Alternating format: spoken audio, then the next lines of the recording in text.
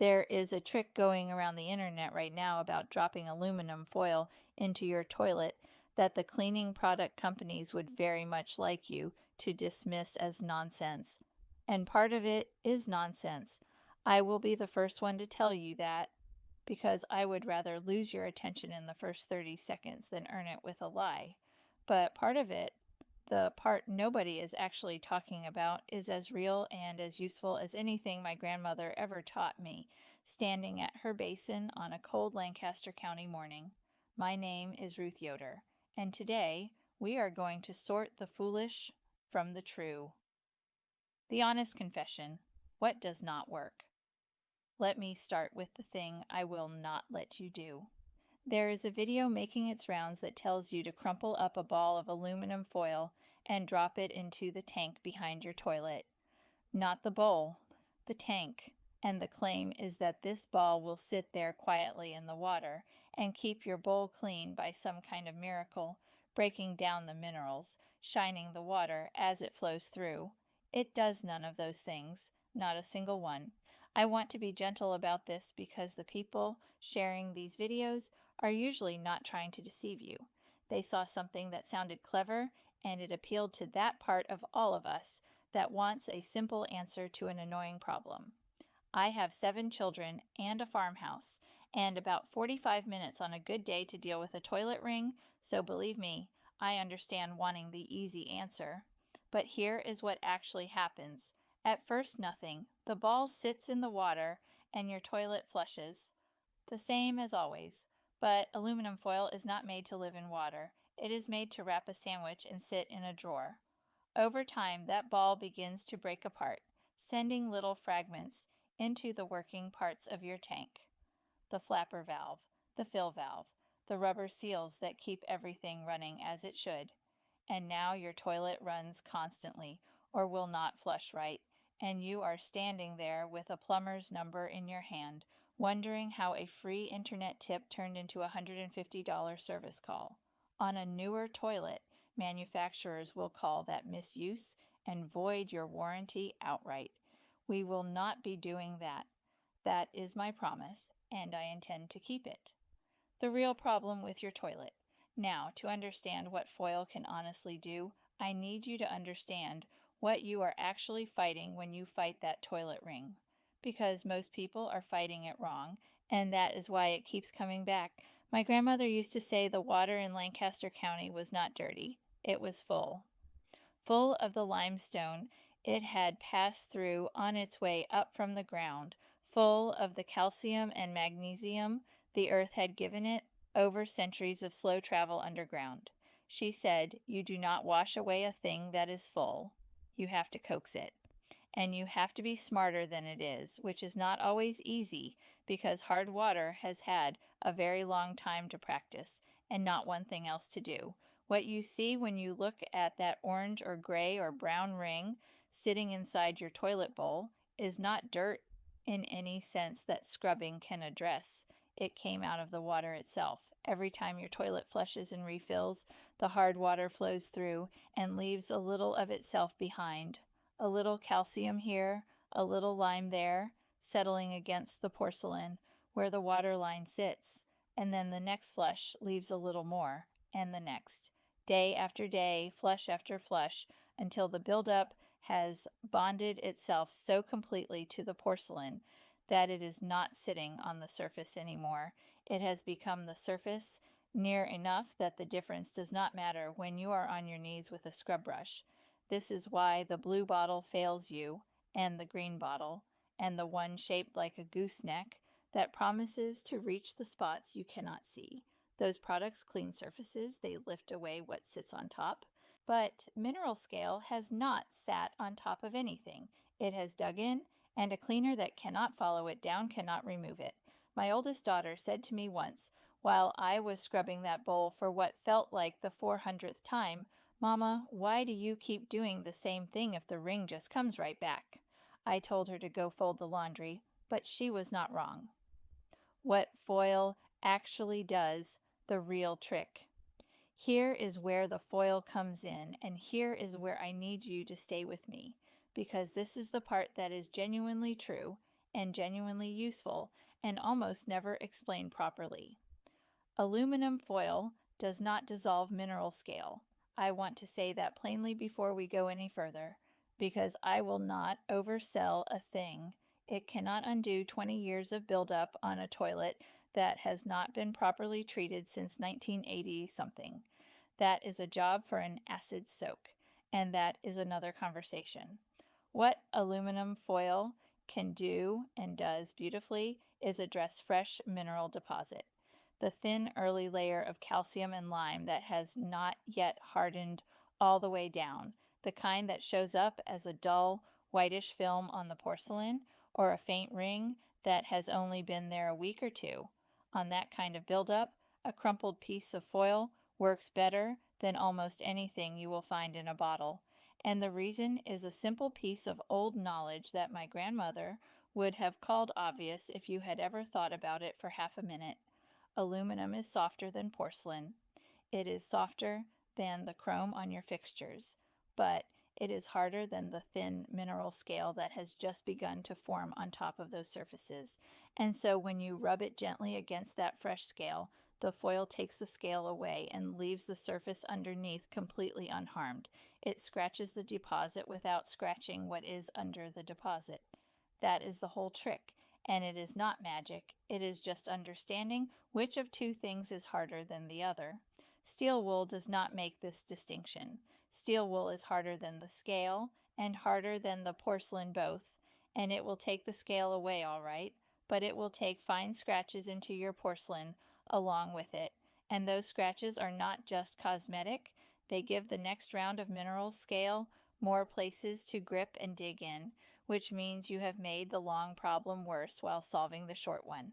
I have seen toilets that were scratched up by years of steel wool that built their rings back within days of a good cleaning because the surface was so roughened it practically invited the minerals to stay. Foil does not do that. Foil is gentle. It is what my grandmother would have called the right tool, meaning not the strongest tool or the most impressive tool, but the one that does the work without doing any work it was not asked to do. The full method, step by step. Now let me walk you through exactly how to use it, because there is a right way and a handful of wrong ways, and the difference between them is mostly just knowing what you are doing before you start. First, you want to address the water in the bowl. If your ring has any real depth to it, any thickness you can feel when you run your finger across it, do a soak first. Pour about 2 cups of plain white vinegar into the bowl, not mixed with anything, and let it sit for at least 30 minutes. An hour is better. Several hours is better still. The acid in the vinegar begins to loosen the mineral bonds without hurting the porcelain, and it means the foil has less hard work to do when you bring it in. My husband, who is not what you would call a patient man about household troubles, always wants to skip this step. He is always wrong. The soak matters. Now here is one thing I will say plainly. Do not mix that vinegar with hydrogen peroxide or with bleach. I know some folks like to combine their cleaners, thinking more is more, but vinegar and peroxide together make a compound that is hard on your lungs and your skin, and bleach and vinegar together are worse still. Use the vinegar alone and let it do its own quiet work. After the soak, take your aluminum foil, standard household foil, the kind in your kitchen drawer right now, the same roll you used to cover the casserole dish last Sunday. Tear off a piece about the size of both your hands laid flat. Crumple it up, but not too tight. You want it loose enough that it has ridges and points and texture to it, a little like a crumpled up ball of paper, not like a tight little marble. Those ridges are what does the scrubbing. A tight ball has no texture and slides right over the scale without catching it. Loose and crumpled is the whole technique.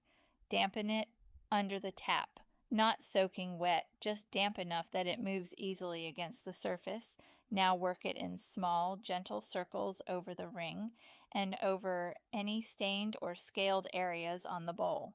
The same pressure you would use rubbing a child's back, maybe a little less. You are not trying to force anything. you are giving the foil time to find the scale and take it, you will feel the texture of the scale under the foil at first. A slight roughness, almost like fine sandpaper. As you work, that roughness will ease. The surface will begin to feel smoother under your hand, and you will see the scale lifting away in what looks like a fine gray-white powder or paste on the foil itself. That is the scale. That is what you came for. Let it happen, and do not rush it. For the ring under the rim, where the water comes in and where the worst buildup often hides, tear a smaller piece of foil and work it up into that curved space with your fingers. I will be honest with you, it is not the most dignified position a person finds herself in, and I have been in some undignified positions keeping a farmhouse running for 9 people. But it works, and undignified things often do. Rinse the bowl and look. If you still see scale or discoloration, repeat. Some stubborn spots want 2 passes. Fresh scale that has been there a week comes off in 1. Scale from last winter might want 2 or 3 sessions with a vinegar soak between them. Do this once a month as maintenance, and the ring will not have time to dig in the way it does when you leave it through a whole season and then wonder why nothing removes it. The tank. What foil does help with inside? There now. I told you at the beginning that dropping a foil ball into the tank does nothing useful and may do harm, and that is true. But I will not leave you thinking foil has no honest business anywhere near that tank, because it does. If you live in a house with an older toilet and humid summers, and we certainly do, you may know the trouble of tank sweat. That is what happens when the cold water inside the tank meets warm, humid air on the outside of the tank, and condensation forms on the porcelain surface and runs down and pools on the floor around the base of the toilet. People sometimes think they have a leak. What they have is a sweating tank, and the water on the floor is not coming from inside the plumbing. It is coming from the air itself, collecting on the cold surface the way a glass of sweet tea sweats on a porch table in July. One old remedy for this, and it is not magic, just simple insulation, is to line the inside walls of the tank with a layer of foil before the water fills back in, not floating loose in the water, fixed against the inside walls, held in place against the porcelain, acting as a thin barrier between the cold water and the porcelain wall that the warm air outside is touching. It is the same idea as wrapping cold pipes in winter to keep them from freezing, just applied differently. The foil slows the transfer of cold from the water to the porcelain surface, which means less condensation forms on the outside. Now, I will be plain with you. This works best as a short-term measure, a patch while you sort out a longer fix, and it wants care in the placement so nothing interferes with the fill valve or the flapper. Keep it flat against the walls and well away from the working parts, and check it now and then to make sure it is staying put. Some folks apply it with a waterproof adhesive meant for tile or bath fixtures, and that holds better than just pressing it in dry. For the rust streaks that form on the outside of older tanks, where iron in the water has seeped through small cracks in old porcelain glazing and stained the surface in long orange lines, that same crumpled foil technique I described for the bulwarks here too. Fresh rust staining on the outside of a tank comes off with damp, crumpled foil, and almost no effort. Old staining that has been there for years wants the vinegar treatment first, same as the ring. The seat rattle. Fix. While we are in the bathroom, and we have come this far together, so we might as well stay a minute, let me tell you about the rattle. You know the rattle. Every time one of the children lifts the toilet lid and lets it drop, which they do every single time, despite having been asked not to since approximately the year the youngest could walk, there is that sound, that hollow clatter of porcelain knocking porcelain, or the whole seat shifting loose on its hinges. That small domestic percussion that plays all day long in a house with 7 children and one father who I love very much, and who also lets the lid drop. The bolts that hold a toilet seat to the bowl loosen over time. This is simply what bolts do under repeated stress, which in a busy household is considerable stress, and plenty of it. You can tighten them with a screwdriver, and you should, but even tight bolts leave a small amount of play in the hinge, a little looseness where the seat meets the bowl, and that looseness is where the rattle lives. Tear off a strip of foil about as long as your finger and fold it over on itself 3 or 4 times until you have a small, firm pad. It does not need to be beautiful. Mine are not beautiful. Tuck that pad under the hinge fitting where the seat meets the bowl on each side. You want it snug in the gap, filling the play. Use as much folded foil as the gap calls for, a little more, a little less, until the wobble is gone and the seat sits solid and still. This is the very same idea as the folded card my grandmother kept under the short leg of her kitchen table so it would not rock when you put your elbows on it. The table rocked for about 15 years before she fixed it with a folded card, and then it never rocked again, and she acted like it was no particular thing, just the obvious solution. That was her way. The obvious solutions were always obvious to her, which is a skill I am still working on. The rattle will stop. The lid will still be dropped by every member of your household, no matter how many times you ask them not to, but at least it will drop quietly. The hard water enemy. Staying ahead of it.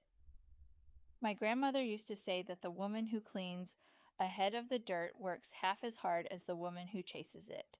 I have thought about that saying more times than I can count, usually while chasing dirt. The real power of what we have been talking about today is not in the removing, it is in the preventing, and this is where the foil earns its place as a regular tool in a careful household, not just a once-in-a-while remedy when the ring has gotten bad enough to embarrass you when company comes.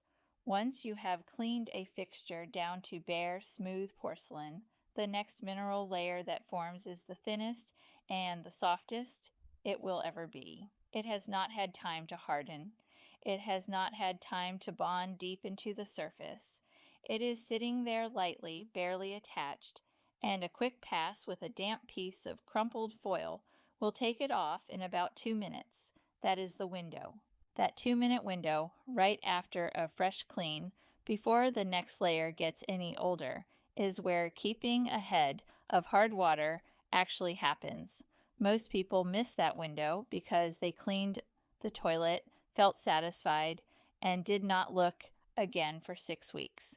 And in 6 weeks, in a house with hard water, the scale is back and it has brought reinforcements. The habit that prevents most of the work is a simple one.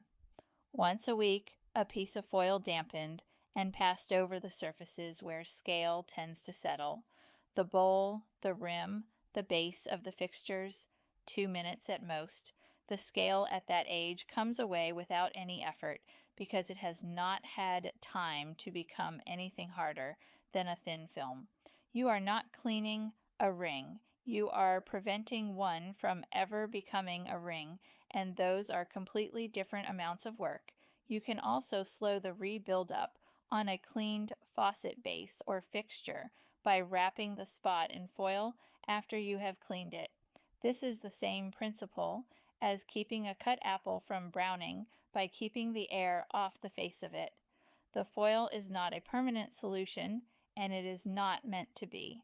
It slows the mineral deposits from settling back onto the surface, buying you time between cleanings.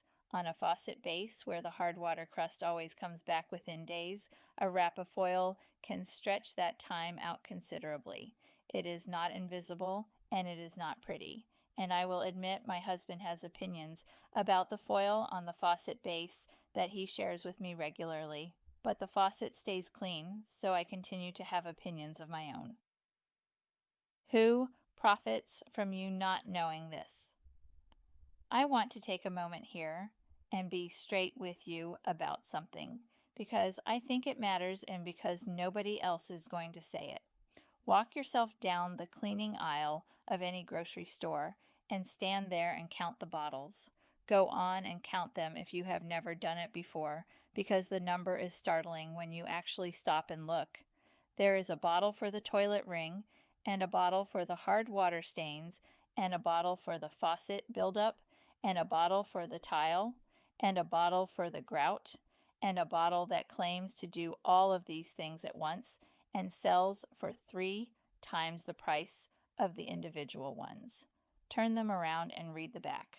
Read what is actually in them. You will find that most of them are built around the same few active ingredients, acids of one kind or another to dissolve mineral scale, surfactants to help the liquid cling to surfaces long enough to work, fragrance to make the whole process feel like an achievement rather than a chore. They are dressed up differently, they smell different, they cost different amounts, they make different promises on the front of the bottle, but the work they are doing is very nearly the same work, and it is work that a $1 roll of foil, a cup of plain vinegar, and 5 minutes of honest attention can also do. Now, I am not going to stand here and tell you there is a room somewhere with a long table where men in suits are deciding what your grandmother should have forgotten by now. That is not how it works, and pretending it is would be giving the whole thing more credit for cleverness than it deserves. It is not a conspiracy. A conspiracy requires planning, and this requires none. What it requires is something simpler and harder to argue with. It requires that the things which make money get talked about, and the things which do not make money get quietly let go. A bottle of toilet ring remover that you use up in 6 weeks and come back to buy again is an excellent product for a company to sell. A roll of foil and a cup of vinegar that you already have in your kitchen, and that handle most of the same problems, is a terrible product for a company to sell, which is why no company is selling it to you, which is why nobody is running advertisements for it during the evening news, which is why your mother may not have taught it to you, and her mother may not have taught it to her. The knowing did not disappear because it stopped working. It works exactly as well as it ever did. It disappeared because there was no money in keeping it alive, and so nobody paid to keep it alive, and so it quietly got left behind one generation at a time until the women who remembered it were gone, and the women who came after them reached for the blue bottle because it was what was there. The blue bottle was always there because it was profitable to put it there. The foil was always in the drawer because it was useful to keep it there. And the difference between those two sentences is the whole of what I am trying to say. My grandmother did not have a cleaning aisle. She had a few plain things and a great deal of knowing, and the knowing was worth more than all the bottles in any store I have ever walked through, because knowing is the thing you carry from one house to the next and from one woman to the next daughter, and it costs nothing to pass along except the willingness to stop and say it out loud, which is what I am doing today, and what I hope you will do for whoever is listening in your own house. The comments app. So here is what I would ask of you, and it is a small thing. Go look at your toilet. Go look at the ring if you have one, at the faucet base, at the underside of the rim. Look at it the way my grandmother would have looked at it, not as a thing to be defeated with the most powerful chemical you can find, but as a thing to be understood and then addressed with the right tool and a little patience. Then go get the foil out of your kitchen drawer. The same roll that has been sitting there all along, probably the same one you wrapped the leftovers in last Tuesday. Tear off a piece, crumple it loose, get down there and use it. It will cost you the foil in about 5 minutes, and if the ring is fresh and not yet old and dug in, I believe you are going to be surprised. And then come back down to the comments and tell me 2 things, because I read every single one of them, and I mean that. My husband will confirm it because he has come downstairs more than once to find me at the kitchen table at an hour when I should be sleeping, reading through what all of you have written. Tell me what county you live in, and tell me how old your house is. Hard water runs different from one part of the country to the next, harder in some places than others, and the old houses with old galvanized pipes carry it different than the newer homes do. The pipe itself changes what the water drops behind, and I am forever learning which troubles tend to go with which sorts of homes and which sorts of water.